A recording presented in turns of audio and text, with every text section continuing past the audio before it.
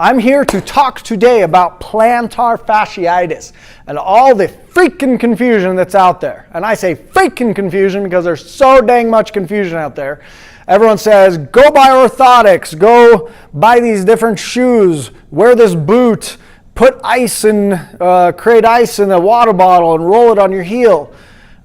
Use a tennis ball on your heel, roll it around. None of those fix the problem.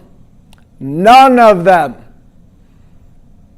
How do you fix the problem? Simple. You figure out what the problem is. Okay?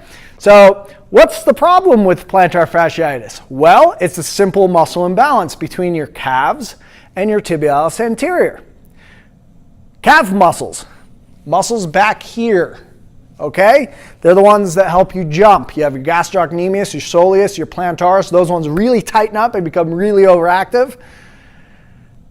And at the same time, your tibialis anterior right here, your shin muscle, we'll call it shin muscle for short, or for ease, not short, ease. Your tibialis anterior muscle becomes underactive. You can think of it as it stretches a little bit too much. Okay? So if this stretches a little bit too much and this contracts a little bit too much, then you have a problem where this contracting too much actually pulls your calcaneus bone up, your heel bone. So by pulling the calcaneus bone up, you basically stretch this plantar fascia.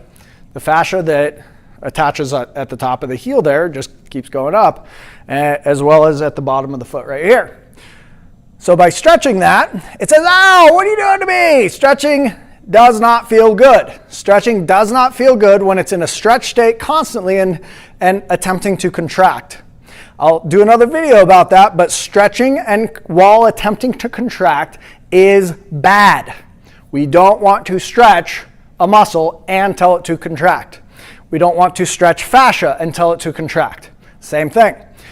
So that's where your heel pain comes from with plantar fasciitis. How do you fix it? To be honest with you, there's a simple fix. It has nothing to do with ice, has nothing to do with new shoes, has nothing to do with orthotics. I'm not saying that those can't help temporarily while you're dealing with the problem, but none of those are the fix. How you fix it is you fix the muscle imbalance. So how do you fix tight muscles? You stretch them. Okay, that's part of the fix.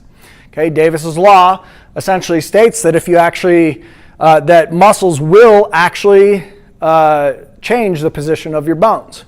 So if you have really tight muscles back here, it's going to change the position of the bone, just like it did for you because you have plantar fasciitis. So if I stretch that, do this calf stretch right over here where I put my foot up like this and I lean forward, then that will stretch those muscles and that will help. How often do you do that? Make sure to do it 5 to 10 times a day. Yes, 5 to 10 times a day. Now, just doing it real quick like I did, that's not going to help. Okay, you have to do it for at least 30 seconds each time. Now, I recommend a minute each time. 1 minute, 10 times a day, each leg.